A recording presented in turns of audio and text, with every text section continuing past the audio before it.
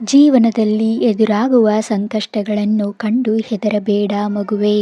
ನಮ್ಮ ಜೀವನವು ಸುಖ ಮತ್ತು ಕಷ್ಟಗಳ ಮಿಶ್ರಣವಾಗಿದೆ.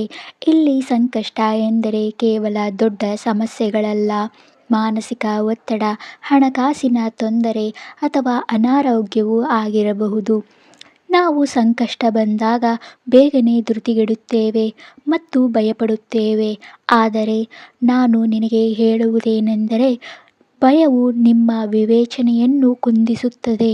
ಆದ್ದರಿಂದ ಯಾವುದೇ ಪರಿಸ್ಥಿತಿಯಲ್ಲೂ ಮನಸ್ಸನ್ನು ಶಾಂತವಾಗಿಟ್ಟುಕೊಂಡು ಹೆದರದೆ ಎದುರಿಸಬೇಕು.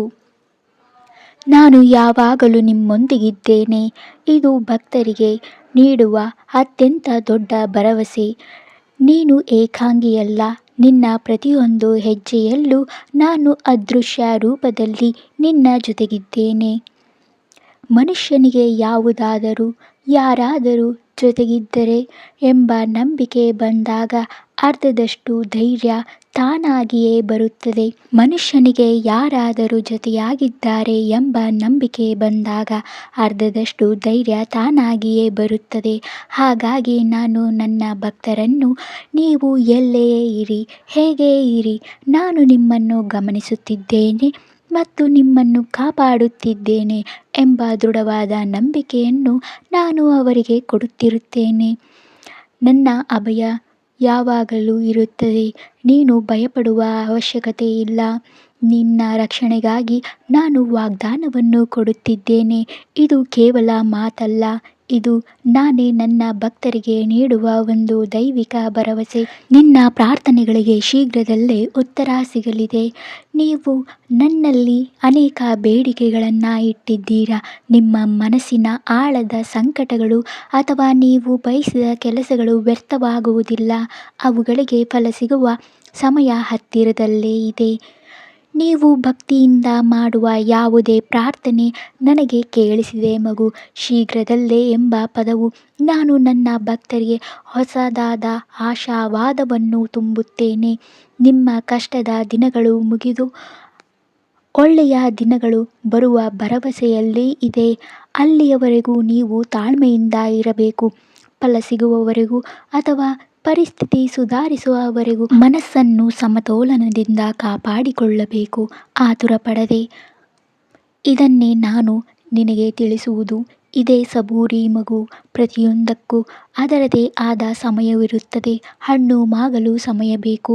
ಹಾಗೆಯೇ ನಿಮ್ಮ ಕರ್ಮಗಳು ಕಳೆಯಲು, ಒಳ್ಳೆಯ ದಿನಗಳು ಬರಲು ಸ್ವಲ್ಪ ಸಮಯ ಹಿಡಿಯುತ್ತದೆ.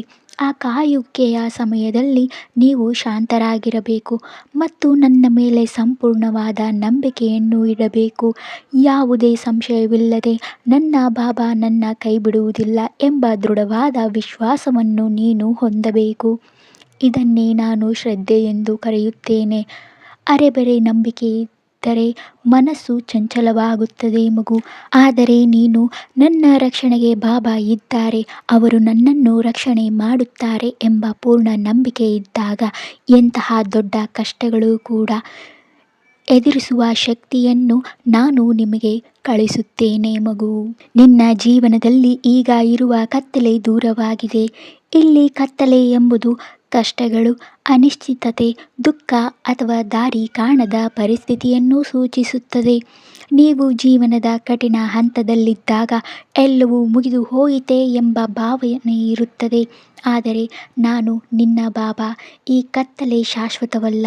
ಅದು ಒಂದು ಕೇವಲ ಹಂತ ಮಾತ್ರ. ಅದು ಶೀಘ್ರದಲ್ಲೇ ಅಂತ್ಯಗೊಳ್ಳಲಿದೆ.